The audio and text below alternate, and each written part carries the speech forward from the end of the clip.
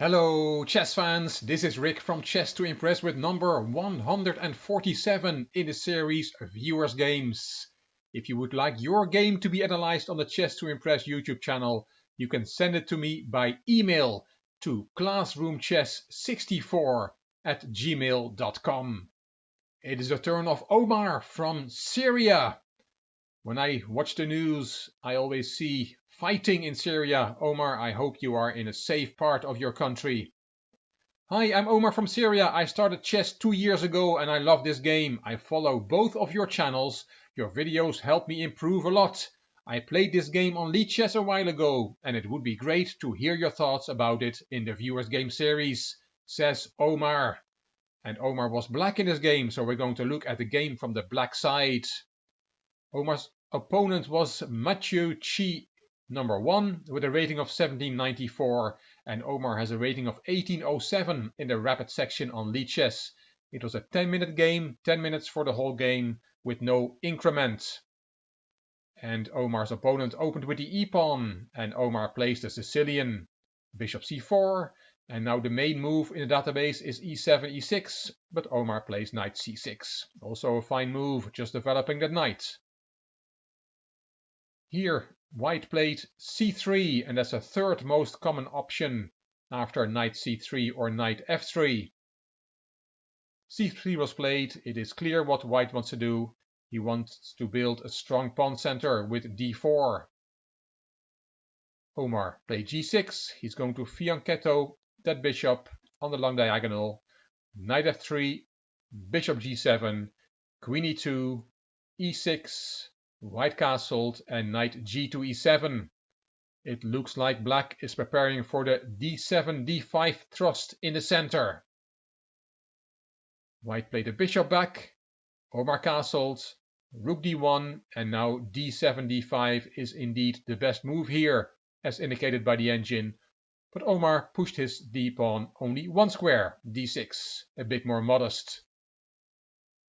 White continues the plan to get a strong center with d4. Omar took, c takes, and queen b6.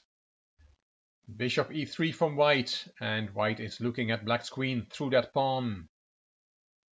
Here d6 d5 is the best move according to the engine, keeping this pawn at bay so there's no discovered attack on the queen and getting a foothold in the center.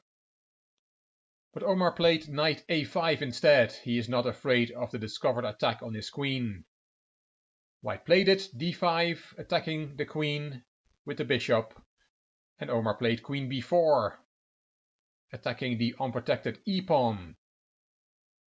White played the bishop back, so now the e-pawn is protected by the queen, and is attacking the queen again, and Omar played the queen back to b6. Here white of course could have played bishop e3, but white is not interested in a move repetition. He sees that he can win a pawn, and he took on a5 instead with that bishop. Queen takes, d takes e6, f takes e6, and rook takes d6. White has picked up a pawn, and is better. Queen c5 from Omar, attacking the rook. Rook drop back to where it came from, and knight c6. The problem for white is that it's not easy for him to complete his development. He wants to develop his queen side. If he plays knight d2, then this pawn on b2 will be unprotected. He can develop the knight to a3, of course, that is an option, but white decides to go for knight b to d2 anyway, and giving back the pawn. Omar says, thank you very much, I'll take it. Attacking the rook, rook ab1, attacking the bishop, and bishop dropped back. Omar has regained the pawn, and we have material equality. Knight f1, knight d4, that knight was swapped, and bishop takes, and look what happens. Suddenly, black is attacking the weak f2 square. f2 and f7 are the weakest squares on the chessboard. He's attacking that square with 3 pieces, with the rook over the half-open f-file, and with bishop and queen. A lot of pressure on that pawn. Looks bad for white, but there still is a way out. If he had played knight e3 here, the variation goes as follows. You can take on e3, queen takes, and f takes, and this is slightly better for white. despite his isolated doubled pawns. White's bishop is much stronger than its counterpart, and this pawn on e6 is a weakness for black. Slight advantage for white. So there was no need to panic after bishop takes d4 with all that pressure on the f2 point, but white did panic and did not find knight e3. He played rook b to c1, and that move deserves a question mark. Yes, it is attacking black's queen, but black does not have to react to that immediately. He can take the pawn with check. And that's what Omar did. Bishop takes f2 check. King had to step aside, and now Omar saves his queen.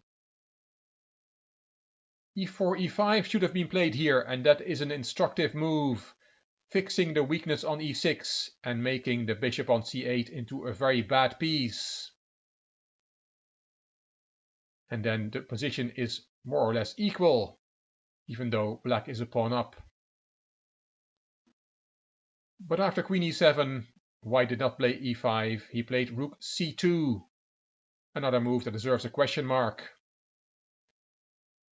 Bishop d7, if black can get the bishop to c6, he will be very happy, but white prevents this with rook c7, pinning the bishop and attacking it twice. So Omar has to defend the bishop, and he does so with rook a to d8.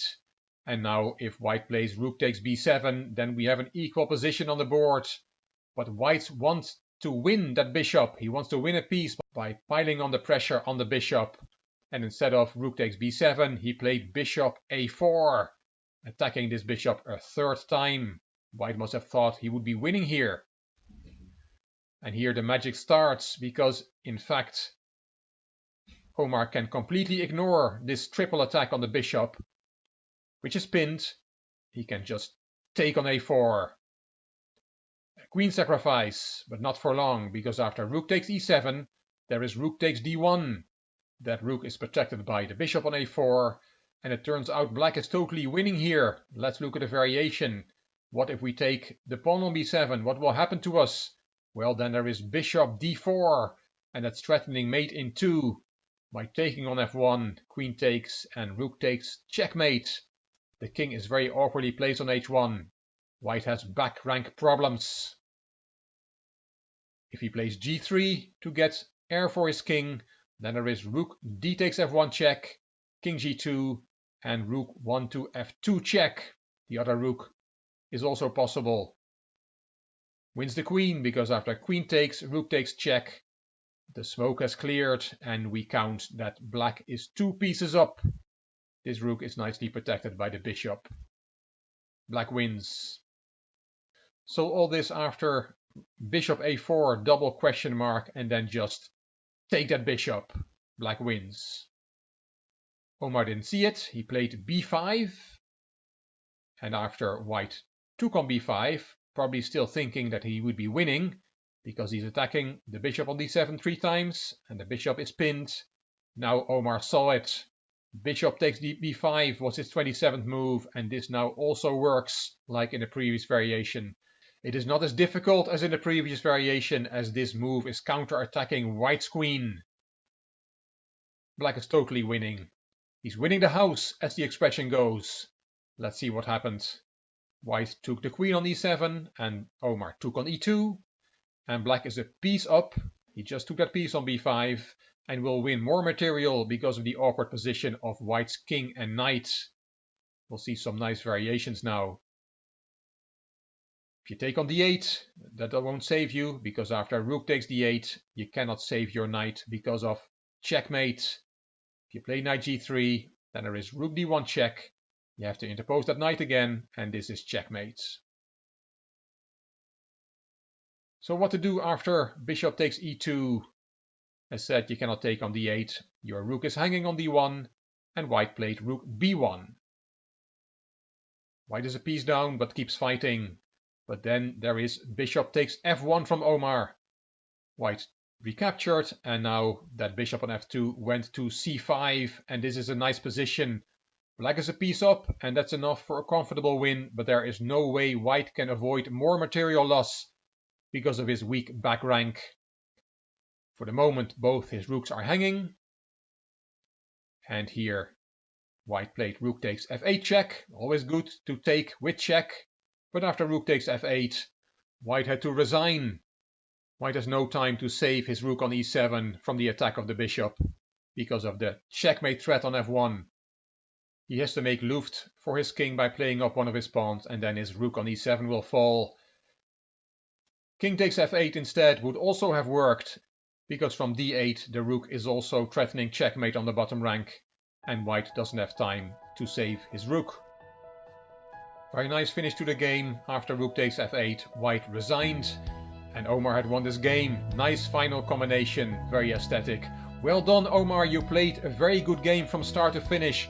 You outplayed your opponent, and the tactics at the end of the game were very pretty. Well played, Omar. Stay safe in Syria, and thanks very much for sharing this game. If you like this video, please give it a thumbs up. Please subscribe to the Chess to Impress channel, and please leave a comment. I will read them all and I will reply to them all. If you liked the video, it would be great if you could share it on social media by clicking the share button on YouTube. You can find me on Instagram, on Twitter and on Facebook. This is Rick for Chess to Impress. Thank you for watching.